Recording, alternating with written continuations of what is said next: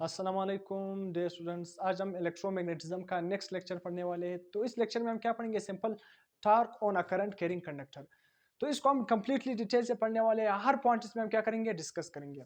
अगर आप second year board exam के लिए तैयारी कर रहे हो या कोई भी कम्पिटिटिव एग्जाम के लिए तैयारी कर रहे हो, तो पहले से मैंने बोर्ड में एक अच्छे नोट्स की फॉर्म में यहाँ पर लिखा है। तो यहाँ से आप कॉपी में उतार सकते हो। एक किस्म के अच्छे वेल डिफाइंड नोट्स की फॉर्म में मैंने लिखा हुआ है। तो काइंडली अगर आप चैनल पर नए हो तो चैनल को सब्सक्राइब कर देना, बेल आइकन की घंटी को पुश कर देना, ताकि आपको तमाम आने वाली लेक्चर की नोटिफिकेशन मिल सके और हमें भी क्या सपोर्ट मिल सके। तो आप लेक्चर को स्टार्ट करते हैं। Talk on a current carrying conductor. Simple एक करंट कैरिंग कंडक्टर। सबसे पहले अपने टॉपिक समझना है कि करंट कैरिंग कंडक्टर है, उस पर टार्क किस तरह प्रोड्यूस होगा, उसमें टार्क किस तरह एक्ट करेगा, उस करंट कैरिंग कंडक्टर पर टार्क किस तरह एक्ट करेगा। तो उसके लिए हमने एक इक्वेशन ड्राइव करनी है। ये आपके साथ एक करंट कैरिंग कंडक्टर है। सही, इस करंट कैरिंग कंडक्टर में आपको नजर भी आ रहा है, ये क्या है?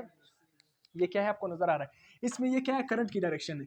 ये जो मैंने इस तरह लिखा हुआ, ये करंट इस तरह, यहाँ पर ये आई का मतलब क्या है? करंट। करंट इस तरह आ रहा है, यहाँ पर ये भी क्या है? करंट की डायरेक्शन। फिर नीचे की तरफ, तो इस तरह करंट की डायरेक्शन। इसमें करंट इस तरह क्या कर रहा है? फ्लो कर रहा है। और यहाँ पर हमने मैग्नेटिक फील्ड भी अप्लाई किया हुआ। ये मैग्नेट, एक मैग्नेट का नॉर्थ पोल है और ये मैग्नेट का साउथ पोल है। तो मैंने आपको बताया भी था, मैंने आपको एक इंपॉर्टेंट बात बताया था कि मैग्नेटिक फील्ड हमेशा किसकी तरफ से? नॉर्थ पोल से। किसकी तरफ होती है? साउथ पोल से। मतलब नॉर्थ पोल से मैग्नेटिक फील्ड निकलती है, किसकी तरफ जाती है?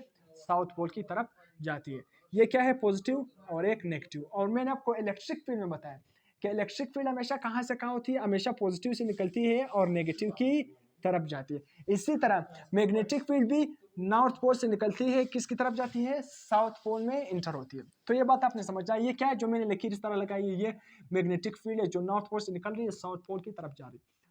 फोर्स और करंट कैरिंग कंडक्टर। इससे पिछले लेक्चर, 2 लेक्चर पहले, एम्पेयर लॉ से पहले मैंने एक लेक्चर दिया था कि force on a current carrying conductor. Force on a current carrying conductor के लिए हमने एक फार्मूला ड्राइव किया था कि करंट कैरिंग कंडक्टर है, जिस तरह यहाँ पर ये करंट कैरिंग कंडक्टर है, इस पर हमने क्या मालूम करना है? टार्क मालूम करना है कि यहाँ पर टार्क के लिए हमने एक इक्वेशन फाइंड करना है। इससे कुछ पिछले लेक्चर में हमने क्या पढ़ा था कि force on a current carrying conductor, एक करंट कैरिंग कंडक्टर है ना, उस पर फोर्स क्या लग रहा है। तो उसके लिए हमने एक फार्मूला ड्राइव किया था, I L B sine theta. I current, L length, B magnetic field, sine theta angle है।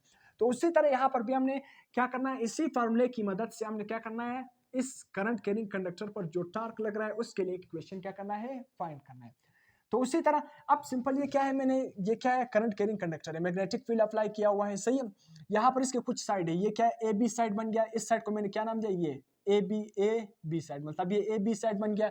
ये कौन सा साइड बन गया? ये करंट कैरिंग कंडक्टर का ये डी बी साइड बन गया। और ये कौन सा साइड बन गया? सी ए साइड बन गया। तो 4 साइड बन गए, ये साइड, ये साइड, ये साइड और ये साइड, सही है। ये बात आपको पता भी है कि जब भी साइन थीटा क्या हो? जीरो। जब साइन थीटा जीरो हो तो साइन जीरो किसके इक्वल होता है? जीरो। ये आपको पता भी है। यहाँ पर अब 4 साइड है, कितने साइड बन गए? एक फोर्स ऑन ए बी। हमने सबसे पहले फाइंड करना है कि ए बी जो हमारे साथ साइड क्या है? ए बी, इस पर कितना फोर्स लग रहा है। फिर हमने इस साइड पर देखना है डी बी पर कितना फोर्स लग रहा है। फिर हमने देखना है ए सी पर कितना फोर्स लग रहा है। फिर ए बी पर कितना फोर्स लग रहा है। फिर सी डी पर कितना फोर्स लग रहा है। एक बात आपने समझना है कि ए बी और सी डी, याद रखना, अगर क्या हो साइन थीटा, में यहाँ पर लिख रहा हूं, ये क्या है? रफ अमल, सही है। ये बाकी नोट्स की फॉर्म में लिखा है, ये रफ अमल। अगर साइन थीटा क्या हो? साइन थीटा, अगर साइन थीटा क्या हो? जीरो। साइन जीरो की वैल्यू क्या होती है? जीरो होती है। एक बात आपने याद रखना है, साइन जीरो की वैल्यू क्या होगी? जीरो।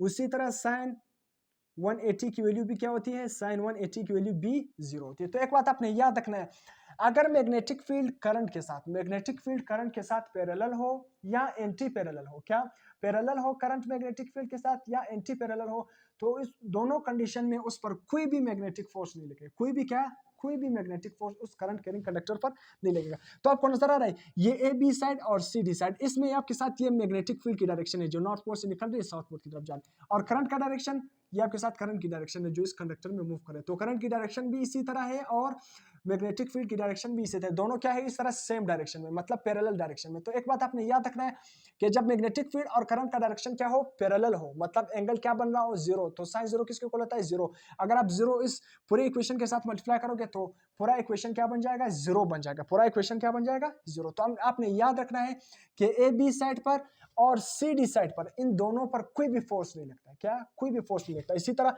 सी डी में करंट की डायरेक्शन इस तरह है, मैग्नेटिक फील्ड की डायरेक्शन इस तरह है। दोनों क्या है? Anti parallel. एंटी पैरेलल का मतलब क्या है? थीटा कितना बनेगा 180 डिग्री। साइन 180 भी किसके इक्वल है 0, तो 0 इस इक्वेशन में LIB के साथ ILB के साथ मल्टीप्लाई करोगे पूरा इक्वेशन 0 हो जाएगा, तो फोर्स क्या होगा 0। तो AB साइड और CD साइड पर कोई भी मैग्नेटिक फोर्स नहीं लगता, ये पहले से अपने ज़हन में याद रखना है। तो अब हमने आहिस्ता आहिस्ता साइड को देखना है। फोर्स ऑन साइड AB, सबसे पहले AB साइड पर कंसेप्ट तो मैंने दे दिया, अब इसको आपने क्या करना है, आसान होगा कि AB साइड पर फोर्स कितना लग रहा है। आपने देखना है कि करंट और मैग्नेटिक फील्ड दोनों क्या है, पैरेलल। पैरेलल का मतलब क्या है कि थीटा यहाँ पर क्या बन रहा है 0, तो बहुत आसान, FAB क्या होगा 0, क्योंकि अगर आप साइन थीटा यहाँ पर 0 फुट करोगे, साइन थीटा 0 किसके इक्वल होता है 0, तो 0 ये पूरा इक्वेशन के साथ 0 जब मल्टीप्लाई होगा तो फोर्स किसके इक्वल आ जाएगा 0। तो AB साइड पर फोर्स कितना लग रहा है 0। दूसरा force on side CD, force on side CD कौन सा है ये, CD पर कितना फोर्स लग रहा है, यहाँ पर मैग्नेटिक फील्ड इस तरह, करंट इस तरह, दोनों एंटी पैरेलल है, तो बहुत आसान, force on CD is equal to ILB sine theta. तो यहाँ पर साइन थीटा किसके इक्वल है 180 डिग्री, क्योंकि मैग्नेटिक फील्ड और करंट, मैग्नेटिक फील्ड इस तरह है, करंट इस तरह जा रही है, करंट की डायरेक्शन, दोनों एंटी पैरेलल है। थीटा कितना बन रहा है 180 डिग्री, तो साइन 180 किसके इक्वल होता है 0, तो साइन 180 0, जब 0 इस ILB के साथ मल्टीप्लाई होगा तो पूरा इक्वेशन 0 हो जाएगा। तो फोर्स ऑन CD मतलब CD साइड पर फोर्स भी क्या लगेगा 0, ये हो गया। इसके बाद क्या है, फोर्स ऑन साइड CA, अब CA पर कितना फोर्स लग रहा है, ये आपके साथ क्या है CA साइड। एक बात आपने याद रखना है कि जब भी मैग्नेटिक फील्ड और करंट में डायरेक्शन क्या हो, परपेंडिकुलर। मैग्नेटिक फील्ड ये, लेट्स सपोज ये मैग्नेटिक फील्ड, ये करंट की डायरेक्शन, ये दोनों क्या है परपेंडिकुलर। परपेंडिकुलर का मतलब क्या है 90 डिग्री बन रहा है, कि जब भी यहाँ पर आपको नजर भी आ रहा है करंट इसमें क्या है नीचे की तरफ आ रहा है, ये मैग्नेटिक फील्ड इस तरह आ रहा है, इस तरह करंट नीचे की तरफ है और मैग्नेटिक फील्ड इस तरह जा रहा है, तो इन दोनों के दरमियान एंगल कितना बन रहा है यहाँ पर 90 डिग्री बन रहा है। तो यहाँ पर फोर्स ILB साइन थीटा, तो थीटा कितना बन रहा है 90, मैग्नेटिक फील्ड और करंट के दरमियान एंगल क्या है 90 डिग्री, तो साइन 90 किसके इक्वल होता है 1, और 1 अगर आप ILB के साथ मल्टीप्लाई करोगे वही ILB आएगा। तो फोर्स BC मतलब फोर्स ऑन BC साइड पर फोर्स कितना लग रहा है ILB लग रहा है, मतलब यहाँ पर फोर्स मैक्सिमम लग रहा है, फोर्स 0 नहीं है। इसी तरह फोर्स ऑन साइड DB, आपने देखना है ये DB साइड है, DB साइड पर क्या कितना फोर्स लग रहा है, थीटा को देखना है। यहाँ पर मैग्नेटिक फील्ड, करंट की डायरेक्शन क्या है ऊपर की तरफ, मैग्नेटिक फील्ड इस तरह, यहाँ पर भी एंगल क्या बन रहा है 90 डिग्री, क्योंकि आपको नजर आ रहा है करंट कैरिंग कंडक्टर में ये करंट की डायरेक्शन क्या है अपवर्ड, और मैग्नेटिक फील्ड इस तरह जा रहा है, करंट की डायरेक्शन इस तरह अपवर्ड है और मैग्नेटिक फील्ड इस तरह है, तो एंगल क्या बन रहा है 90 डिग्री परपेंडिकुलर। तो साइन 90 किसके इक्वल होता है 1, तो 1 साइन 90 यहाँ पर पुट करोगे थीटा की जगह 90, तो साइन 90 1 के इक्वल होगा, 1 ILB के साथ मल्टीप्लाई करोगे, करंट लेंथ और मैग्नेटिक फील्ड के साथ मल्टीप्लाई करोगे वही ILB आएगा।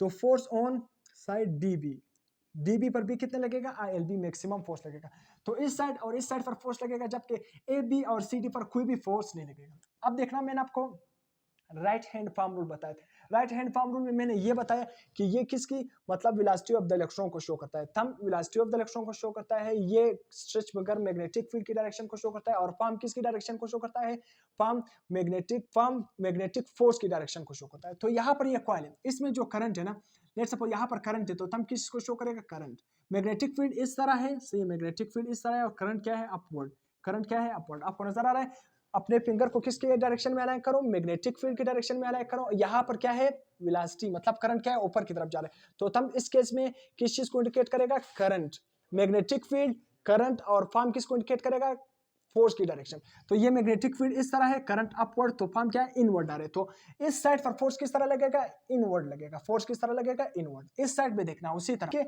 यहाँ पर ये क्या है मैग्नेटिक फील्ड, मैग्नेटिक ये इस तरह, ये क्या है इस तरह, मैं आपको अभी सही शो कर रहा हूँ, यही राइट हैंड रूल। ये क्या है करंट इस तरह नीचे आ रहा है, मैग्नेटिक फील्ड ये क्या है मैग्नेटिक फील्ड की डायरेक्शन में मैंने फिंगर अलाइन किया है, सही है मैग्नेटिक फील्ड की डायरेक्शन में फिंगर, ये करंट की डायरेक्शन नीचे आ रहा है, और पाम किस तरह आ रहा है आउट ऑफ द प्लेन, ये क्या है पाम इस तरह आ रहा है, ये पाम आपकी तरफ आ रहा है, तो इस साइड पर फोर्स किस तरह लगेगा आउटवर्ड, जिस तरह मैं आपको बुक से समझाता हूँ। ये क्या है बुक, सही है, ये मैंने एक कॉइल ले लिया, सही है ये कॉइल, इस साइड पर फोर्स किस तरह लग रहा है, इस साइड पर फोर्स इनवर्ड लग रहा है, मतलब इस साइड पर फोर्स इस तरह लग रहा है, और इस साइड पर फोर्स क्या है आउटवर्ड, तो ये कॉइल क्या करेगा रोटेट करेगा, तो जिधर रोटेशन होगी तो उसका मतलब क्या होगा वहां पर क्या प्रोड्यूस होगा टॉर्क, तो इस तरह ये कॉइल क्या करेगा रोटेट करेगा। इस साइड पर क्रॉस का मतलब क्या है फोर्स इनवर्ड लग रहा है, और डॉट का मतलब क्या है फोर्स आउटवर्ड, तो ये कॉइल पर इस तरह, इस साइड पर इस तरह इनवर्ड, और इस साइड पर इस तरह, ये कॉइल इस तरह क्या करेगा रोटेट करेगा, तो यहाँ पर क्या होगी रोटेशन होगी। तो सिंपल मैंने क्या लिखा कि total force acting on the coil is 0, यहाँ पर जो फोर्स टोटल फोर्स होगा इस कॉइल पर वो क्या होगा, जीरो। एक बात आपने समझना है, यहाँ पर क्या प्रोड्यूस हो रहा है, कपल। कपल का मतलब क्या है कि जब भी ये क्या है, एक कंडक्टर है, इस पर दो अनलाइक, अनलाइक का मतलब क्या है, एक फोर्स इनवर्ड लग रहा है और एक क्या है, आउटवर्ड लग रहा है। दोनों की मैग्नीट्यूड क्या है, सेम, मगर डायरेक्शन में अपोजिट। तो यहाँ पर क्या प्रोड्यूस होगी, कपल। क्या प्रोड्यूस होगी, इसको हम कहते हैं कपल। तो यहाँ पर उसी तरह क्या है, कपल की तरह एग्जांपल है। यहाँ पर क्या है, कपल, क्योंकि नेट फोर्स इसलिए जीरो, हम कहते हैं कि total force acting on the coil is zero. Coil पर जो फुल फोर्स है, नेट फोर्स है, वो क्या है, जीरो है। क्यों जीरो है, दोनों फोर्स की डायरेक्ट मैग्नीट्यूड क्या है, सेम। जितना इनवर्ड फोर्स लग रहा है उतना आउटवर्ड फोर्स लग रहा है। तो इसलिए हम कहते हैं कि यहाँ पर टोटल फोर्स क्या है, जीरो लग रहा है, क्योंकि दोनों की डायरेक्शन, अगर इनवर्ड फोर्स क्या है 100 न्यूटन, सही है, तो आउटवर्ड फोर्स क्या है, -100, उसके अपोजिट डायरेक्शन में लेकर वो भी 100 लग रहे हैं, तो 100 क्या है, कैंसिल हो जाते हैं, तो दोनों इक्वल है। तो इसलिए हम कहते हैं कि नेट फोर्स क्या है, जीरो। अब यहाँ पर net torque is not zero, मतलब टोटल टार्क यहाँ पर क्या है, जीरो नहीं है, क्योंकि यहाँ पर टोटल टार्क तब जीरो होता तो इसमें कोई भी रोटेशन नहीं होती, तो इसमें क्या है, रोटेशन है। सही है, फोर्स की मैग्नीट्यूड सेम है, तो फोर्स जीरो हम कह सकते हैं कि नेट फोर्स जीरो है, मगर net torque, total torque zero नहीं है, क्योंकि यहाँ पर क्या हो रही है, रोटेशन हो रही है। कॉइल इस तरह रोटेट कर रहा है, इस तरह क्या कर रहा है, रोटेट कर रहा है, तो टोटल टार्क जीरो नहीं है। यहाँ पर कपल का फार्मूला आपको याद देखिए, कपल का फार्मूला क्या है, सिंगल फोर्स मल्टीप्लाई बाय, इसका मतलब क्या है, परपेंडिकुलर डिस्टेंस। ये क्या है, किसका, ये किसका सिंबल है हमेशा, इस तरह हम किसको शो करते हैं, परपेंडिकुलर। परपेंडिकुलर DIST का मतलब क्या है, distance between line of action of force. Line of action of force का मतलब क्या है, ये लेट सपोज क्या है, मैंने एक सरफेस बना लिया, सही है, इस सरफेस पर क्या है, इसको हम कहते हैं line of action of force. मतलब इस पॉइंट पर क्या है, ये पॉइंट, इस पॉइंट पर फोर्स इनवर्ड लग रहा है, इस पॉइंट पर फोर्स अपवर्ड लग रहा है, तो इसको हम कहते हैं कि ये क्या है, line of action of force. क्या है, line of action of force. जिस तरह यहाँ पर ये क्या है, दोनों फोर्स, ये क्या है, पॉइंट इस पर लग रहा है, एक इस पर लग रहा है, यहाँ पर हमने एक सरफेस लगा है। ये मैं समझाता हूँ, ये क्यों मैंने यहाँ पर डायग्राम बनाया। तो यहाँ पर क्या प्रोड्यूस होगा, कपल प्रोड्यूस होगा। कपल मैंने डिटेल से उस पर लेक्चर दिया, force into perpendicular distance between the line of action of force. तो यहाँ पर मैं कह सकता हूँ कि जितना फोर्स फोर्स DB पर साइड पर लग रहा है, उतना ही फोर्स कितना BC साइड पर लग रहा है। BC साइड पर भी फोर्स कितना लग रहा है, ILB, और DB साइड पर भी फोर्स कितना लग रहा है, ILB। तो सिंपल मैं कह सकता हूँ कि force BC is equal to force DB which is equal to F। मतलब दोनों साइड फोर्स क्या है, इक्वल, तो इसको मैं F की इक्वल ले सकता हूँ। अब यहाँ पर क्या है इक्वेशन, इस इक्वेशन, अब अगर आप देखोगे ना, फेडरल बुक में देखोगे ना, फेडरल बुक में टार्क का फार्मूला क्या है, torque on current carrying conductor, वहां पर फार्मूला क्या है कि torque is equal to NIBA sin theta. जबकि अगर आप बलूचिस्तान बुक में देखोगे, बलूचिस्तान बुक में टार्क का फार्मूला क्या है कि torque on current carrying conductor is equal to NIBA cos theta. क्या लिखा हुआ है, NIB cos थीटा, मतलब cos थीटा। फेडरल बुक में sin थीटा लिखा हुआ है, बलूचिस्तान बुक में क्या लिखा हुआ है, cos थीटा। मैं समझाता हूँ, हालांकि ये दोनों फॉर्म क्या है, सेम है, सिर्फ थोड़ा सा फर्क है। अब हम थोड़ा डेरिवेशन करते हैं। यहाँ पर torque is equal to BC, force on BC, फिर B डिवाइडेड बाय 2। ये हमारे साथ क्या है, ये लाइन, मतलब इन दोनों, इस F1 फोर्स को हम पहले देखते हैं। F1 फोर्स का मतलब क्या है, यहां से लेकर यहां तक इसका क्या बन जाएगा, मोमेंट आर्म। ये क्या बन जाएगा, इसका फोर्स का मोमेंट आर्म। मतलब ये क्या है, एक्सिस से लेकर इस पॉइंट तक, ये क्या है, एक्सिस से लेकर इस फोर्स की पॉइंट तक, इसको हम कहते हैं मोमेंट आर्म। तो ये क्या बन जाएगा, फोर्स F1 का मोमेंट आर्म, ये फोर्स F2 का मोमेंट आर्म। तो ये टोटल किसके इक्वल है, B। ये सिंपल, ये आधा हिस्सा किसके इक्वल होगा, B/2 के इक्वल होगा। तो force is equal to BC। ये हमारे साथ फोर्स BC को लेट सपोज F1 को मैं क्या बोलता हूँ कि फोर्स क्या है, BC। ये एक F1 फोर्स है, एक F2 फोर्स। F2 फोर्स को लेट सपोज आप नाम दे दो DB, F1 को आप क्या नाम दे दो, BC। सही है, तो BC पर यहाँ पर ये इसका line of action of force, मतलब ये मोमेंट आर्म बन जाएगा, और ये क्या बन जाएगा, फोर्स DB का ये बन जाएगा। तो ये भी क्या B/2 के इक्वल है, ये भी B/2 के इक्वल है। दोनों किसके इक्वल है, दोनों B के इक्वल है। सही, ये टोटल किसके इक्वल है, B के इक्वल है। अब तो मैंने लिख लिया फोर्स BC, ये इसका मोमेंट आर्म है। सही, ये इसका मोमेंट, क्योंकि यहाँ पर मैंने एक कपल का फार्मूला में अप्लाई कर रहा हूँ कि सिंगल फोर्स, मैंने फोर्स लिख लिया, ये क्या है, perpendicular distance between the line of action of force. ये क्या है, इस फोर्स F1 का ये परपेंडिकुलर डिस्टेंस है between the line of action of force. देखो फोर्स क्या है, परपेंडिकुलर लग रहा है इस सरफेस, इस line of action of force. ये क्या है, line of action of force, जहां पर फोर्स लग रहा है वो बिल्कुल इसके क्या है, परपेंडिकुलर है। यहाँ पर आपको नजर भी आ रहा है 90 डिग्री, यहाँ पर भी क्या है, 90 डिग्री। तो इसलिए ये F1 का line of action of force, ये F2 का लाइन ऑफ एक्शन ऑफ, ये F1 का बन गया, ये F2 का बन गया। तो ये टोटल किसके इक्वल है, B। ये हाफ किसके इक्वल होगा, B/2। तो BC के लिए क्या हम लिखेंगे, B/2। इसी तरह प्लस FDB के लिए भी हम क्या लिखेंगे, B/2। यहाँ पर देखो, torque is equal to force BC किसके इक्वल है, अभी मैंने बताया, फोर्स BC ILB मैंने लिख लिया। इसी तरह DB भी किसके इक्वल है, IBA। इसी तरह यहाँ पे IBA, यहाँ पर आप कहोगे ये A, ये ए कहाँ से आ गया, ये आपके साथ क्या है दरअसल में, ये क्या है कॉइल का, ये आपको पता है कि यहाँ पर फोर्स बी सी किसकी इक्वल है, आई बी ए। मैंने क्या लिखा है, आई बी एल, एल लिखा है, एल का मतलब क्या है, यहाँ पर मैंने एल की जगह क्या लिख लिया, ए लिख लिया। क्यों, अब देखना, ये मैं आपको एक सिंपल एग्जांपल समझाता हूँ। ये क्या है, एक बुक, सही, ये बुक मैंने आपको समझाया क्या है, ये क्या है आपके साथ एक करंट कैरिंग कंडक्टर है। अगर हम इसका क्रॉस सेक्शनल एरिया इस तरह देखेंगे तो ये क्या बन जाएगा, ये कॉइल है ना, इस तरह इसके चार साइड है, इस तरह कॉइल, जिस तरह यहाँ पर ये क्या है, इस तरह कॉइल। अगर मैं इसी कॉइल को इस तरह रोटेट करूँ, इस तरह करूँ ना, ये अब इसका सिंपल ये आपको ये सरफेस एरिया नजर आ रहा है। तो मैं अगर इसको यहाँ पर इस तरह प्लेस कर दूँ तो उसी तरह ये मैंने इस तरह प्लेस कर दिया, तो ये कॉइल का क्या बन जाएगा, ये कॉइल का ये इस साइड, ये कॉइल का विड्थ है और ये कॉइल का लेंथ है। कॉइल की विड्थ को हम किससे रिप्रेजेंट करते हैं, ये सिंपल यहाँ पर क्या है, लेंथ, टोटल मैंने क्या है, लेंथ। तो ये कॉइल का क्या बन जाएगा, विड्थ, और ये कॉइल का लेंथ। तो विड्थ को हम किससे रिप्रेजेंट करते हैं, कॉइल की विड्थ को हम किससे रिप्रेजेंट करते हैं, ए से, और बी का मतलब क्या है, कॉइल का लेंथ, कॉइल का क्या है, लेंथ। तो मैंने क्या लिख लिया, एल की जगह के फोर्स बीसी की जगह आई बी ए क्या है, उसी तरह torque is equal to I B A B divided by 2 plus I B A B divided by 2। आपको बताया कि मैंने फोर्स बीसी को किसके इक्वल रखा, आई एल बी, उसी तरह फोर्स डी बी किसके इक्वल है, आई एल बी। अब यहाँ पर एल का मतलब क्या है, लेंथ।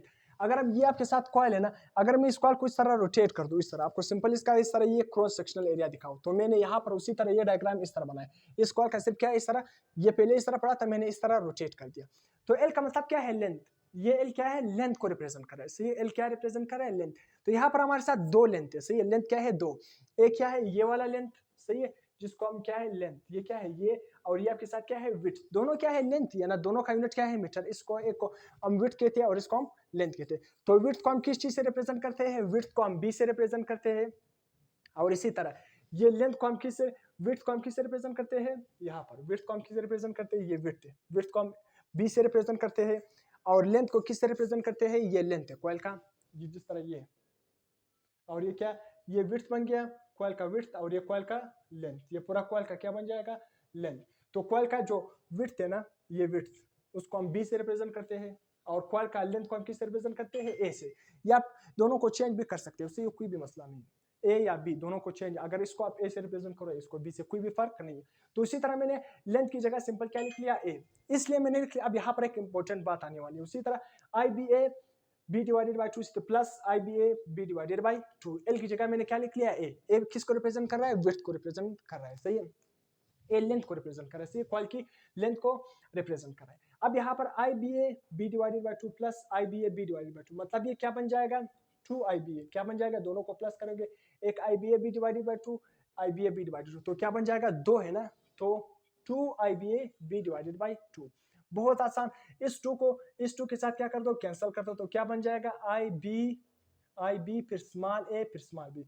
तो एक बात आपने याद रखना है कि ये विड्थ, लेंथ और विड्थ, लेंथ को जब आप विड्थ के साथ मल्टीप्लाई करते हो तो किसके इक्वल आता है, ए का मतलब क्या है, एरिया। जब आप लेंथ को किसके साथ मल्टीप्लाई करते हो, विड्थ के साथ, तो किसके इक्वल आता है, एरिया। तो इसलिए मैं स्मॉल ए और बी, लेंथ और विड्थ, इन दोनों की जगह क्या लिख सकता हूँ, ए लिख सकता हूँ ना। तो मैंने लिख लिया torque is equal to I B A का मतलब क्या है, width into length.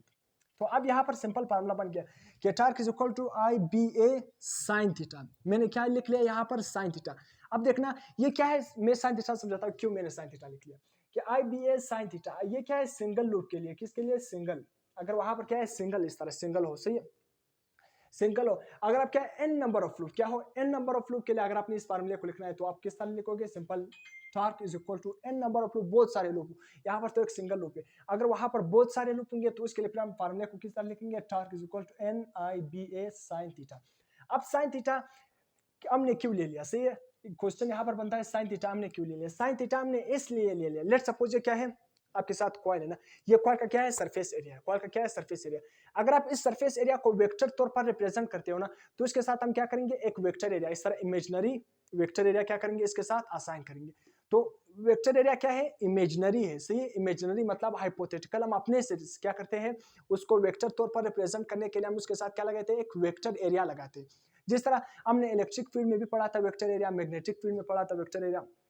Vector area की मैंने खासियत भी पढ़ाई थी इलेक्ट्रिक फील्ड के लेक्चर में, वहां पर मैंने आपको बहुत डिटेल से पढ़ाया था। किसी भी सरफेस को वेक्टर तौर पर रिप्रेजेंट करने के लिए उसके साथ हम क्या लगाते हैं, एक परपेंडिकुलर वेक्टर एरिया लगाते हैं। अगर आपने क्या किया, मैं एंगल किन दोनों के दरमियान लिया, याद रखना, अगर आप एंगल किन दोनों के दरमियान लेते हो, यहाँ पर मैंने एग्जांपल लिखा है ये। अगर आप एंगल किसके दरमियान लेते हो, ये क्या है, एक प्लेन एरिया है, सही है, एक एरिया है जिस तरह ये कॉइल का, सही, इस तरह ये कॉइल का एरिया, ये कॉइल है, मैंने इस तरह रोटेट किया इस तरह, सही है, कॉइल, ये कॉइल का एक एरिया आपके साथ, ये कॉइल का एक लेंथ आ रहा है, सही है, ये क्या है इस पॉइंट पर। अगर आप इसका वेक्टर एरिया लिखोगे तो ये इसका क्या बन जाएगा, वेक्टर एरिया। वेक्टर एरिया का मतलब क्या है, आप इस कॉइल का जो सरफेस एरिया है ना, उसको वेक्टर तौर पर रिप्रेजेंट करने के लिए उसके साथ हाइपोथेटिकल इमेजिनरी क्या लगाते हो, वेक्टर एरिया लगाते हो। अगर आपने एंगल किसके दरमियान ले लिया, वेक्टर एरिया के दरमियान और मैग्नेटिक फील्ड के दरमियान, किसके दरमियान, अगर आप एंगल लेते हो वेक्टर एरिया के दरमियान और मैग्नेटिक फील्ड के दरमियान, तब आप क्या लगाओगे, साइन थीटा यूज करोगे। क्या यूज करोगे, साइन थीटा। यहां पर मैंने लिखा भी है sign theta angle between the vector area of the coil and magnetic field. अगर आपने इस कॉइल का वेक्टर एरिया के दरमियान और मैग्नेटिक फील्ड के दरमियान एंगल लोगे तो आप क्या यूज करोगे, साइन थीटा यूज करोगे। उसी तरह कोस थीटा की बारी है। अब टॉर्क का फार्मूला क्या है, आर का मतलब क्या है, परपेंडिकुलर डिस्टेंस और इनटू फोर्स, ये टॉर्क का फार्मूला है। तो torque is equal to B cos theta. अब यहाँ पर ये है, ये उसी तरह ये कॉइल है, कॉइल को मैंने इस तरह रोटेट किया, सही, ये कॉइल है, पहले मैंने इस तरह रोटेट किया, फिर इस क्या किया, इस तरह कर लिया, सही, इस तरह रोटेट किया। अब इसी तरह मैंने यहाँ पर रखा है, उसी तरह इसी डायग्राम को यहाँ पे बनाया, सही है, इसी डायग्राम को मैंने यहाँ पर बनाया। ये कॉइल का एक क्या है, लेंथ है, सही है, मैंने इस तरह मौजूद है कॉइल, सही है। अब यहाँ पर इसका मैंने कोई भी वेक्टर, अगर मैं वेक्टर एरिया रिप्रेजेंट करता तो मैं इस तरह इसका एक इमेजिनरी इस तरह वेक्टर एरिया रिप्रेजेंट करता हूँ। अब यहाँ पर वेक्टर एरिया नहीं है। अगर आप एंगल किसके दरमियान लेते हो, ये कॉइल है, कॉइल का क्या है, अपना सरफेस एरिया। अगर आप कॉइल के सरफेस एरिया के दरमियान और मैग्नेटिक फील्ड के दरमियान क्या लोगे, एंगल लोगे, तो तब आप कौन सा एंगल लोगे, कोस थीटा। तो कोस थीटा कौन सा एंगल है, angle between the plane area, surface area या and plane area, surface area, इसको हम और ना भी दे सकते हैं, बिटवीन द मैग्नेटिक फील्ड। तो याद रखना कोस थीटा किसके दरमियान होता है, between plane area, surface area and magnetic field. Plane area surface area दोनों इसका क्या है, सेम ना। तो cos theta is the angle between plain area and magnetic field. Sine theta is the angle between vector area and magnetic field, दोनों क्या है, same. तो यहाँ पर मैंने एक सिंपल डेरिवेशन लिख लिया कि torque is equal to B cos perpendicular distance यहाँ पर क्या है, ये हमने एंगल किसके दरमियान लिया, ये सरफेस एरिया है, सरफेस एरिया, ये क्या है, सरफेस एरिया, और यहाँ पर क्या है, ये लाइन परपेंडिकुलर डिस्टेंस, सही है, इन दोनों के दरमियान हमने एंगल ले लिया थीटा। यहाँ पर हमने एंगल किसके दरमियान लिया, ये वेक्टर एरिया है, इस सरफेस एरिया को वेक्टर तौर पर रिप्रेजेंट करने के लिए हमने एक वेक्टर एरिया यहाँ पर ड्रा किया जिसको हम ए से रिप्रेजेंट करते हैं। तो यहाँ पर हमने एंगल किसके दरमियान लिया, ये परपेंडिकुलर डिस्टेंस है, और वेक्टर एरिया के दरमियान हमने एंगल लिया जिसको हमने क्या नाम दिया, B divided by 2 sine theta. यहाँ पर क्या होगा, ये वेक्टर है, ये हमारे साथ प्लेन एरिया है, प्लेन एरिया के दरमियान आपको नजर भी आ रहा है, प्लेन एरिया के दरमियान, और ये क्या है, परपेंडिकुलर डिस्टेंस के दरमियान हमने जब एंगल लेंगे तो उसको हम क्या नाम देंगे, कोस थीटा। कौन सा एंगल हम यूज करेंगे, कोस थीटा। तो इसी तरह मैंने लिख लिया, आर की जगह मैं क्या लिखूंगा, B cos theta multiply by force किसके इक्वल है, आई एल बी, ये क्या है, एल बी। तो आई बी ए कोस थीटा, सिंपल फार्मूला क्या बन जाएगा, आई बी ए कोस थीटा, सही है। अब उसी तरह ये फार्मूला अगर आप n नंबर ऑफ लूप के लिए लिखोगे, n नंबर ऑफ लूप का मतलब आप बहुत ज्यादा लूप होंगे, 10 होंगे, 15 होंगे, तो ये फार्मूला क्या बन जाएगा, इसके साथ सिंपल n लगाना, N I B A cos theta, ये क्या बन जाएगा फार्मूला। इसको आप इस तरह भी याद कर सकते हो, नेब एन आई ए बी, इसको हम इस तरह यूज करते हैं कि टॉर्क का फार्मूला क्या है, torque on a current carrying conductor, नेब साइन थीटा या नेब कोस थीटा। तो आपके फेडरल बुक में ये फार्मूला है नेब साइन थीटा, जबकि बलूचिस्तान बुक में क्या लिखा हुआ है, नेब कोस थीटा। तो कोस थीटा का भी मैंने बताया कि कोस थीटा एंगल है plane of the surface, plane of the coil and ये परपेंडिकुलर डिस्टेंस। जब वेक्टर एरिया के दरमियान और मैग्नेटिक फील्ड के दरमियान हम एंगल लेंगे तब एंगल कौन सा होगा, तब साइन थीटा कौन सा, तब ट्रिग्नोमेट्रिक फंक्शन कौन सा होगा, साइन थीटा।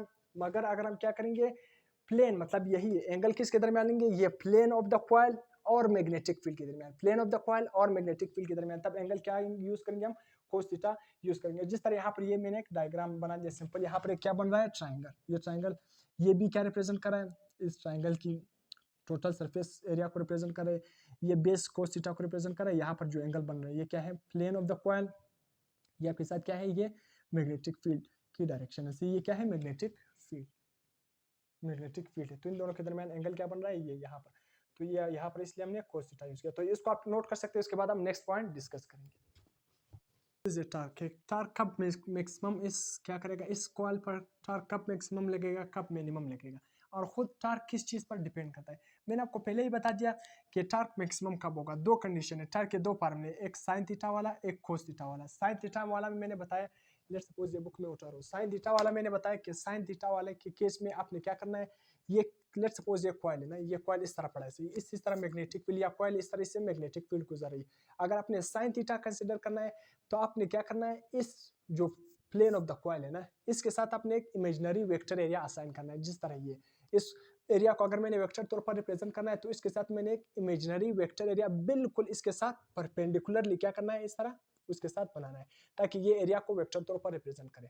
तो अगर मैंने साइन थीटा वाले को देखना है ना, साइन थीटा को अगर मैंने कंसिडर करना है, टॉर्क वाला कौन सा फार्मूला है, साइन थीटा वाले को मैंने देखना है, तो मैं क्या कहूंगा कि जब टॉर्क कब मैक्सिमम होगा, दोनों केसेस में बता रहा हूँ, टॉर्क कब मैक्सिमम होगा, जब एंगल क्या हो, मैंने यहाँ पर लिखा है, जब एंगल क्या हो, ये वेक्टर एरिया और मैग्नेटिक फील्ड दोनों क्या हो, परपेंडिकुलर। ये परपेंडिकुलर का साइन है, परपेंडिकुलर का सिंबल क्या है, 90 डिग्री। मतलब जब वेक्टर एरिया और मैग्नेटिक फील्ड के दरमियान एंगल क्या हो, 90 डिग्री हो, तब टॉर्क क्या आएगा, मैक्सिमम। टॉर्क क्या आएगा, मैक्सिमम। इसका मतलब कि अगर हम वेक्टर एरिया यूज कर रहे हैं तो इसका मतलब क्या है, हम कौन सा ट्रिग्नोमेट्रिक फंक्शन यूज करेंगे, साइन थीटा। तो torque is equal to NIB sine theta.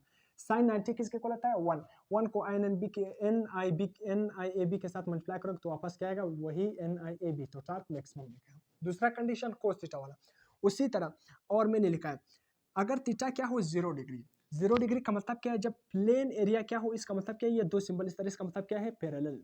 इसका मतलब क्या है, पैरेलल। कि जब एरिया क्या हो, प्लेन एरिया हो, सरफेस एरिया हो, वो क्या हो, मैग्नेटिक फील्ड के साथ पैरेलल हो। सही है। लेट्स सपोज ये क्या है, ये प्लेन एरिया ना, प्लेन एरिया का मतलब क्या है, ये इस तरह वेक्टर, ये इस कॉइल का क्या है, प्लेन एरिया है ना, कॉइल का ये क्या है, इसी तरह प्लेन एरिया से आपको नजर भी आ रहा है, ये प्लेन है। अगर मैंने क्या किसको कंसिडर करना है, कोस थीटा को कंसिडर करना है, तब याद रखना, तब एरिया, ये कॉइल का प्लेन एरिया और मैग्नेटिक फील्ड, कॉइल का ये प्लेन एरिया और मैग्नेटिक फील्ड दोनों क्या होने चाहिए, पैरेलल होने चाहिए। कॉइल का ये प्लेन एरिया, ये कॉइल का क्या है, प्लेन एरिया से, ये कॉइल का प्लेन एरिया है या सरफेस एरिया, ये मैग्नेटिक फील्ड के साथ क्या होना चाहिए, पैरेलल होने चाहिए। पैरेलल होने का मतलब क्या है, थीटा क्या होना चाहिए, 0। तब क्या होगा, कोस 0 किसके इक्वल होता है, आपको पता है, कोस 0 इक्वल होता है 1। तो 1 का मतलब क्या है, मैक्सिमम। टॉर्क क्या होगा, मैक्सिमम। जब एंगल क्या हो, प्लेन एरिया और मैग्नेटिक फील्ड के दरमियान क्या हो, दोनों एंगल क्या हो, 0, या प्लेन एरिया और मैग्नेटिक फील्ड दोनों क्या हो, पैरेलल हो। सही है। पैरेलल का मतलब क्या है, कोस 0 किसके इक्वल होता है, 1। तो कोस 0 1 के इक्वल होता है, तो आपके साथ टॉर्क की वैल्यू आंसर क्या आएगा, NIAB, मतलब टॉर्क मैक्सिमम लगेगा। दूसरा मिनिमम टॉर्क, उसी तरह आपने उलट करना है। मिनिमम टॉर्क कब लगेगा, जब थीटा क्या हो, 0। 0 का मतलब क्या है, कि जब वेक्टर एरिया और मैग्नेटिक फील्ड, वेक्टर एरिया और मैग्नेटिक फील्ड दोनों क्या होंगे, यहाँ पर मैंने परपेंडिकुलर लिखा है, सॉरी। अगर जब वेक्टर एरिया और मैग्नेटिक फील्ड दोनों क्या हो, पैरेलल हो। ये क्या है, लेट सपोज ये वेक्टर एरिया है ना, ये इस प्लेन का, ये कॉइल इस तरह पड़ा है ना, इस कॉइल का ये क्या बन गया, वेक्टर एरिया। अगर ये वेक्टर एरिया ना, इस कॉइल का ये वेक्टर एरिया इस तरह ऊपर की तरफ, और मैग्नेटिक फील्ड भी उसी तरह जा रहे हैं। ये मैग्नेटिक फील्ड और प्लेन, ये क्या है, इस तरह कॉइल है ना, इसका वेक्टर एरिया इस तरह है ना, इस तरफ है, तो और मैग्नेटिक फील्ड भी इसी तरफ जा रहे हैं। तो वेक्टर एरिया और मैग्नेटिक फील्ड दोनों में एंगल क्या है, 0। दोनों क्या है, आपस में पैरेलल है। ये क्या है, पैरेलल। तो उस केस में साइन 0 किसके इक्वल होता है, आपको पता है, साइन 0 किसके इक्वल होता है, साइन 0 इज इक्वल टू 0। तो साइन 0 किसके इक्वल होता है, 0। जब 0 इस पूरे फैक्टर के साथ मल्टीप्लाई करोगे तो ये पूरा फैक्टर क्या बन जाएगा, 0। तो टॉर्क क्या लगेगा, 0। टॉर्क मिनिमम होगा। या दूसरा केस, अगर आप प्लेन एरिया की बात करते हो, जब प्लेन एरिया की बात आता है तो उसका मतलब क्या है, कोस थीटा। जब वेक्टर एरिया की बात आता है तो उसका मतलब क्या है, साइन थीटा। एमसीक्यूज में आपने इस तरह देखना है, शॉर्ट क्वेश्चन में देखना है, वेक्टर एरिया की बात कर रहा होगा तो अपने साइन थीटा यूज करना है, प्लेन एरिया की बात कर रहा होगा तो अपने कोस थीटा यूज करना है। उसी तरह थीटा अगर क्या हो, ये वेक्टर एरिया, ये कॉइल का प्लेन एरिया से, ये कॉइल का प्लेन एरिया, जब प्लेन एरिया के साथ मैग्नेटिक फील्ड क्या हो, परपेंडिकुलर हो, प्लेन एरिया के साथ मैग्नेटिक फील्ड क्या हो, परपेंडिकुलर हो, मतलब area is perpendicular to magnetic field. जब प्लेन एरिया क्या हो, मैग्नेटिक फील्ड के साथ परपेंडिकुलर हो, मतलब थीटा क्या बन रहा हो, 90। तब उस केस में टॉर्क क्या होगा, B0 होगा। क्यों, क्योंकि कोस 90 किसके इक्वल होता है, 0। तो 0 इस पूरे फैक्टर के साथ मल्टीप्लाई करोगे, टॉर्क क्या बनेगा, 0। सही है। ओब्लिक एंगल, ओब्लिक एंगल का मतलब क्या है, कि जब थीटा ना 0 के इक्वल हो, थीटा 0 से ग्रेटर हो मगर 90 से क्या हो, कम, तो इस केस में टॉर्क क्या होगा, 0 नहीं होगा। टॉर्क, एक बात आपने याद रखना है कि इस केस में टॉर्क इज नॉट क्या होगा, 0। टॉर्क 0 नहीं होगा, मतलब ना मैक्सिमम होगा ना मिनिमम होगा, नॉर्मल रेंज में होगा, टॉर्क 0 नहीं होगा। इसको हम क्या कहते हैं, ओब्लिक एंगल। इसके बाद कुछ कंडीशन है। टॉर्क किस चीज पर डिपेंड करता है, टॉर्क किस चीज पर डिपेंड नहीं करता। टॉर्क किस चीज पर डिपेंड करता है, उसी के फार्मूले में जो पैरामीटर शामिल है उसी पर टॉर्क डिपेंड करता है। टॉर्क का फार्मूला क्या है, मैंने बताया, नेब NIAB साइन थीटा, सही है, या नेप कोस थीटा। टार्क किस पर डिपेंड करता है? नंबर ऑफ टर्न, करंट पर डिपेंड करता है, एरिया पर डिपेंड करता है, मैग्नेटिक फील्ड पर डिपेंड करता है। और टार्क का इन सब के साथ कौन सा रिलेशन है? टार्क का एन के साथ, नंबर ऑफ टर्न के साथ, टार्क का करंट के साथ, टार्क का एरिया के साथ और टार्क का मैग्नेटिक फील्ड के साथ, सबके साथ डायरेक्ट रिलेशन है। क्या कौन सा रिलेशन है? Direct relation. डायरेक्ट रिलेशन का मतलब ये है, अगर आप क्या करोगे, नंबर ऑफ टर्न एन को बढ़ा दोगे तो टार्क भी क्या हो जाएगा? बढ़ जाएगा। या अगर आप करंट को बढ़ा दोगे तो टार्क भी क्या हो जाएगा? बढ़ जाएगा। सही है। अगर आप एरिया को बढ़ा दोगे तो टार्क भी क्या हो जाएगा? बढ़ जाएगा। अगर आप मैग्नेटिक फील्ड को क्या करोगे? स्ट्रॉन्ग करोगे, बढ़ा दोगे तो टार्क भी क्या हो जाएगा? बढ़ जाएगा। और साथ में साइन थीटा पर भी डिपेंड करता है, जिस तरह मैंने आपको बता दिया। अगर उसके रिवर्स करोगे, अगर आप नंबर ऑफ टर्न को कम करोगे तो टार्क भी क्या हो जाएगा? कम। करंट को कम करोगे तो टार्क भी क्या हो जाएगा? कम। एरिया को कम करोगे तो टार्क भी क्या हो जाएगा? कम। मैग्नेटिक फील्ड को वीक करोगे, कम करोगे तो टार्क भी क्या हो जाएगा? कम। इसको हम क्या कहते हैं? Direct relation. एक चीज को अगर हम बढ़ा देंगे दूसरा चीज भी बढ़ जाएगा, अगर एक चीज को कम करेंगे दूसरा चीज भी क्या हो जाएगा? कम। तो टार्क किस चीज पर डिपेंड कर रहा है? नंबर ऑफ टर्न पर डिपेंड कर रहा है, एरिया ऑफ द कॉइल पर डिपेंड कर रहा है, करंट इन द कॉइल पर डिपेंड कर रहा है और मैग्नेटिक फील्ड पर डिपेंड कर रहा है। और साथ में पांचवा क्या है? थीटा। किस पर डिपेंड कर रहा है? थीटा पर डिपेंड कर रहा है। अब इसके साथ कॉइल किस चीज पर डिपेंड नहीं कर रहा है, याद रखना, coil does not depend on the shape of the coil. सही, shape of the coil. Torque इस पर डिपेंड नहीं करता है कि कॉइल का शेप किस तरह है। सही है। टार्क किसी भी, अगर कोई आपसे पूछे ये फार्मूला किस तरह की शेप के कॉइल पर क्या होगा? एप्लीकेबल होगा, कि किस तरह का शेप, कॉइल का शेप किस तरह होना चाहिए, तो आपने ये बताना है कि टार्क कॉइल की शेप पर डिपेंड नहीं करता है, जिस तरह भी कॉइल का शेप हो उस पर क्या होगा? ये फार्मूला एप्लीकेबल। उसी तरह कॉइल की साइज पर भी ये डिपेंड नहीं करता, तो इसको आपने भी याद रखना है। टार्क इन दोनों चीजों पर डिपेंड नहीं करता। ये मैंने सिंपली कहा कि टार्क का नंबर ऑफ टर्न के साथ कौन सा रिलेशन है? डायरेक्ट। इस तरह एमसीक्यूज आते हैं, शॉर्ट क्वेश्चन आते हैं कि अगर पहले टर्न क्या थे? टर्न टर्न टर्न थे। सही है। अगर हम 10 से बढ़ाकर 20 कर देंगे, सही है, तो बताओ टार्क क्या होगा? नंबर ऑफ टर्न को हमने 10 से क्या कर दिया? 20, डबल कर दिया। जब हम टर्न को डबल कर देंगे तो टार्क भी क्या हो जाएगा? डबल। उसी तरह, तो ये क्या है? डायरेक्ट रिलेशन का फायदा ये है। डायरेक्ट रिलेशन का मतलब ये है, टार्क का नंबर ऑफ टर्न के साथ, टार्क का करंट के साथ, टार्क का मैग्नेटिक फील्ड के साथ, टार्क का एरिया के साथ, सबके साथ क्या है? डायरेक्ट रिलेशन है। तो यहाँ तक torque on a current carrying conductor पर हमने डिटेल लेक्चर क्या कर लिया? पढ़ लिया। हर पॉइंट हमने क्या कर लिया? डिस्कस कर लिया। काइंडली अगर आपको लेक्चर पसंद आ गया तो चैनल को सब्सक्राइब कर देना, एक अच्छा कमेंट कर देना।